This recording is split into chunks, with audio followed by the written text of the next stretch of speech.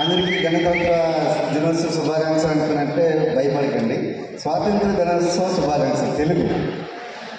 తెలుగే కదా. సో ఎందుకంటే ఫస్ట్ ఆఫ్ ఆల్ చాలామంది కన్ఫ్యూజ్ అవుతున్నారు. స్వాతంత్ర దినోత్సవ శుభాకాంక్షలు. సో ఫస్ట్ లేడీస్, తర్వాత then I will next. Good morning. Good morning. Good morning leaders. నా పేరు పూర్ణిమ దాస్ అండి. నేను 5 years నుండి బిజినెస్ బిల్డ్ చేస్తున్నాము. ఫ్రెండ్స్, అందరికి independence day first of all శుభాకాంక్షలు. ఎందుకు అని అంటే దేశానికి స్వాతంత్రం వచ్చింది కరెక్టే, కానీ మా లైఫ్కి మేము స్వాతంత్రం తెచ్చుకున్న ఒక 5 years. 5 yearsలో మేము సాధించింది ఏంటంటే ఒక బెంచ్ కారు, ఒక బ్రీజా కారు, ఒక హౌస్, ఇంకా చాలా చాలా అంటే లేడీస్కి ఇష్టమైనది గోల్డ్. ఎప్పుడు కావాలంటే అప్పుడు వెళ్ళి మనం గాజు షాప్, బ్యాంగిల్ స్టోర్లో ఎట్లా గాజులు కొనుక్కుంటామో అట్లా నేను బంగారం షాప్కి వెళ్ళి బంగారం కొనుక్కుంటున్నాను. ఇది కదండి లైఫ్ అంటే. ఫ్రీడమ్ ఉందా లేదా మాకు?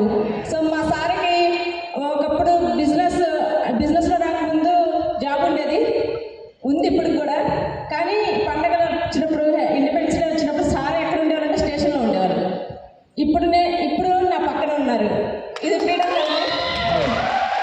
సో మేము నిదర్శనంగా మీరందరూ ప్లాన్ చేసుకుని ఇంకా 2 years కమిట్మెంట్ వర్క్ చేయండి. మీరు కూడా మా లెక్క ఫ్రీడమ్, ఫైనాన్షియల్ ఫ్రీడమ్గా అందరూ అవ్వాలి మనసుకొని కోరుకుంటున్నాను. Thank you. విషయం ఎస్. సో ఫ్రెండ్స్, కొత్త వాళ్ళైతే నా పేరు పురుషోత్తం దాస్ అండి. నేను పోలీస్ డిపార్ట్మెంట్లో 2007 బ్యాచ్ నుంచి వర్క్ చేస్తున్నాను. అంటే ఒక పోలీస్ డిపార్ట్మెంట్ వ్యక్తికి ఇక్కడ ఏం పని ఉంటుంది అంటే, డిపార్ట్మెంట్లోకి వచ్చినాక ఏమనిపించిందంటే జాబు చాలా బాగుంది అనిపించింది. జాబ్లో జీతం వచ్చింది కానీ జీవితం అయితే రాలేదు. సో అప్పుడు అనిపించింది, అరే కొద్దిగా ఏదైనా ఎక్స్ట్రా చేద్దాం అని చెప్పి ఎక్స్ట్రాగా బాగా చదివితే గ్రూప్ 1 క్వాలిఫై అయిన తర్వాత ఫిలిమ్స్ వెళ్ళే దగ్గర అనిపించింది, చిన్న జాబు చిన్న జీతం, పెద్ద జాబు పెద్ద జీతం. అరే IPS ISL అయినా కూడా మళ్ళీ ఎక్కువ ఎవరి దగ్గరికి వెళ్ళి మళ్ళీ చేతులు కట్టుకుని నిలబడాలంటే నాకు కష్టంగా అనిపించేది. సో అందుకని నేను అక్కడ విరమించుకొని బిజినెస్ స్టార్ట్ చేయడం జరిగింది. సో 2018 ఆగస్టు 3వ తారీఖు స్టార్ట్ చేసుకున్నాను. సో స్టార్ట్ చేసుకున్న తర్వాత ఫస్ట్ మంత్ ఇన్కమ్ వచ్చి 424 రూపాయలు ఇచ్చింది. మంచి ఇన్కమేనా? మంచి ఇన్కమే. ఎందుకంటే మా తాతలు ముత్తాతలు 100 సంవత్సరాల నుంచి సబ్బు షాంపూ పేస్ట్ ఎక్కడ కొన్నారు, ₹1 రాలేదు. కానీ పేస్ట్ మారిస్తే డబ్బులు వస్తున్నాయి. అరే ఎట్లా అవ్వాలంటే చెప్పి నేను వాడుకున్నా. నాకు తెలిసిన ఒక ఫ్రెండ్కి చెప్తే 424 రూపాయలు వచ్చింది. 750 రూపాయలు ప్రోడక్ట్ అయితే ఫ్రీ వచ్చింది. తర్వాత 5 నెలల్లో 20,000 170 రూపాయలు రావడం జరిగింది. అలాగే 8వ నెలలో బిజినెస్ ఇచ్చి లైఫ్ లాంగ్ కార్ ఫండ్ ద్వారా ఒక బ్రీజా కార్ తీసుకోవడం జరిగింది. డబ్బా ఎట్లా కాదు, ఆ కార్ కొనే టైంకి నేను కనీసం కారు డ్రైవింగ్ తెలియదు. ABC అనే ఉంటుందని కూడా తెలియదు నాకు. అంటే యాక్సిలరేటర్, బ్రేక్, క్లచ్ అనే ఉంటుందని కూడా తెలియదు. ఎక్కి కూర్చున్నా, తొక్కినా ఎదురుగా ఉన్న కారు అప్పడం చిత్తు అయిపోయింది. సో సగం డ్యామేజ్ అయిపోయింది. 20 లక్షల రూపాయలు నాకు ఫైన్ వేసింది ఆమె. ఇట్లా కావాలని చెప్పి ఆమె ఎట్లనో అట్లా ఒక 500 రూపాయలు ఫైన్ కట్టేసి వచ్చేసిన. హైకోర్టు అడ్వకేట్ కాబట్టి మా మీద మర్డర్ కేసు పెట్టింది ఆమె, అటెంప్ట్ మర్డర్. మీకు తెలుసు కదా, పోలీస్ ఆఫీసర్ కాబట్టి నేను అంత సునామీ వచ్చినా కూల్గా ఉంటాను నేను. సో కాబట్టి ఏం కాలే. తర్వాత 36 నెలలు ఈ బిజినెస్ నుంచి మెర్సిడీస్ బెంజ్ తీసుకోవడం జరిగింది.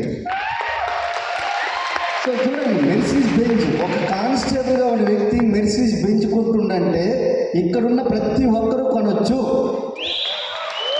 కానీ విషయం ఏంటంటే అది నమ్మాలి. ఇది నాదే అని ఎప్పుడైతే మీరు నమ్మగలుగుతారో ఆ రోజు స్టార్ట్ అవుతుంది. ఎలా నమ్ముతారు, ఎలా నమ్మలేరు అనుకో చెప్పి నీకు చిన్న కథ చెప్తా చూడండి. చాణక్యుడు ఐడియా ఉందా?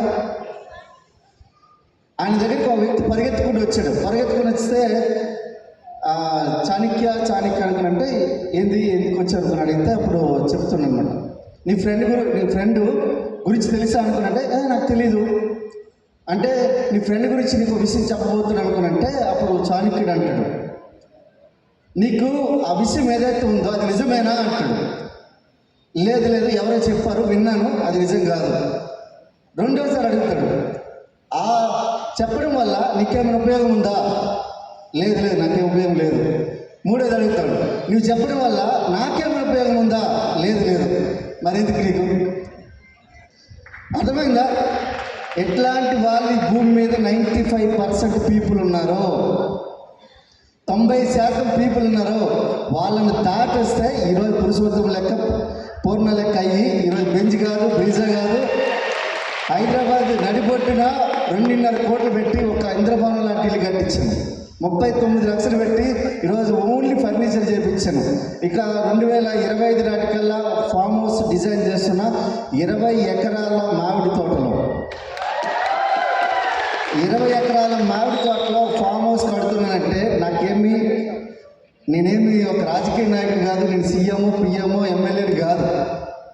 ఓన్లీ వెస్టీలో డిస్ట్రిబ్యూటర్ ఉన్నాయి. నా గౌరవం నేను డిస్ట్రిబ్యూటర్ అంతే, నా గౌరవం నా డిస్ట్రిబ్యూటర్. సో మీ దగ్గర కూడా అదే అవకాశం వచ్చింది. ఈరోజు సురేష్ గారు కానీ ఉపేంద్ర గారు కానీ చెప్పిన ప్లాన్ ఏదైతుందో జస్ట్ ఒడిసి పట్టుకోండి. మీకు ఒక చిన్న దీపం ఇక్కడ వెలిగి ఉన్నది. ఇక్కడ వాళ్ళు చెప్పిన తర్వాత ఒక దీపం ఇక్కడ వెలిగి ఉంది. ఆ దీపాన్ని ఒక 2 సంవత్సరాలు కాపాడుకుంటే మా లెక్క కూడా మీరు కూడా జ్యోతి లెక్క వస్తారు. So thank you very much and back to the next.